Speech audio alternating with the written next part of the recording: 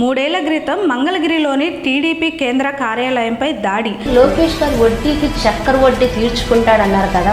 ఇప్పుడు మొన్న పార్టీ కార్యాలయాన్ని చాలా మంది ధ్వంసం చేశారు కదా, మరి వాళ్ళందరూ కూడా వడ్డీలు చక్కెర వడ్డీలు ఉంటాయా? ఫస్ట్ వాళ్ళకే ఉండేది. ఘటనలో నిందితుల కోసం గాలిస్తున్న పోలీసులు మంగళవారం అర్ధరాత్రి తర్వాత కొంతమందిని అదుపులోకి తీసుకున్నారు. 4 బృందాలుగా ఏర్పడిన పోలీసులు నిందితుల వివరాల కోసం గత 2-3 రోజులుగా సేకరించారు. విధ్వంసానికి పాల్పడిన వారిని సీసీ కెమెరాల ద్వారా గుర్తించారు. దుండగుల్లో గుంటూరుకు చెందిన వైసీపీ నాయకులు కార్యకర్తలే ఎక్కువ మంది ఉన్నట్లు నిర్ధారించారు. అయితే పోలీసులు తమ కోసం గాలిస్తున్నారని పసిగట్టిన నిందితుల్లో పలువురు అజ్ఞాతంలోకి వెళ్లిపోయారు. వీరిలో కొందరు టీడీపీలో చేరతామని రాయబారాలు కూడా చేసినట్లు సమాచారం.